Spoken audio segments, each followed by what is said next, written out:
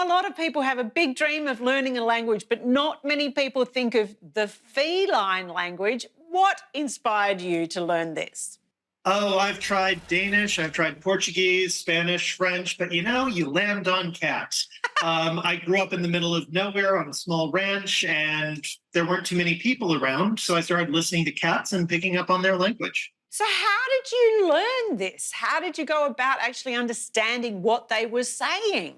Well, I have to give a lot of credit to my mom. She was the one that first pointed out, listen, when they say this, they mean this. We started picking up more as time went on, and eventually one day I thought, maybe I'll just share this. How to speak cat. Lesson 1, meh, meh, meh, which means food. Meh, meh, meh. Meh, meh, meh. I think it's really interesting because you hear cats make a noise, but you wouldn't think it's the same noise each time. Mhm.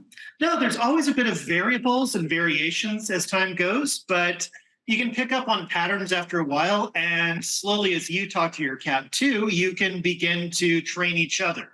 How to speak cat lesson 2, meh, eh, which means come here. Now this one's difficult because normally we call a dog, they come. When you call a cat, you leave a message. But let's see if it works. Meh, eh. Meh, eh. Meh, eh. Meh, eh. Yay! A thing that most cats, I think we can all agree, make, no matter where they're from, a sound, when they're really friendly, they come up to you, and that's just like, oh, hey, what's up? I love that sound. That's one of my favorite sounds. You've currently got quite a lot of how to speak cat tutorials up online. Which are your most popular? Oh, the most popular one was Mat Mat Mat, but it's been an amazing response. There have been over 150 million views for this series, so it's gone worldwide. How is your cat Grim coping with the fame? Oh, he is getting some very fancy feasts through this entire time, and he's always been a little bit of a diva, but he doesn't quite realize how much of a global impact he's had. All cats think they're a superstar. Have you found it's impacted your life in unexpected ways? Are you being hounded by the media 24/7? Oh, Australia has been especially kind to me throughout this entire time. I keep getting calls for interviews, and it's just been incredible talking to people all around the world and just hearing their input on cats and everything. And I even got shouted out at a K-pop concert, which was especially surreal. So Lee No of the Stray Kids is apparently a fan.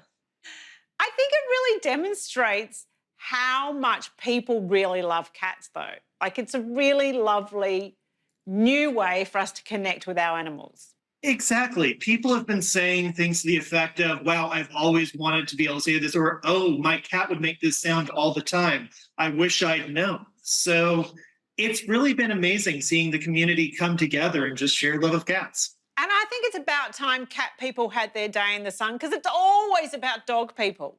Oh, always about the dogs. And look, I grew up with some great dogs, but they are so comparatively easy. You can say anything to a dog with an upbeat thing, and they'll just be like, yay! Like, hey, do you want to eat only cauliflower for the rest of your life?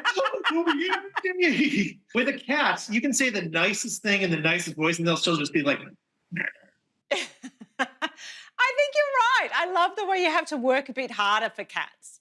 So what's next for you and Grim? oh, I mean, he's always full of surprises. So we're going to keep the series going for a little bit and just see organically where it comes. I mean, once you learn how to talk to cats, I mean, they don't really stop talking. So we'll see where it goes from there.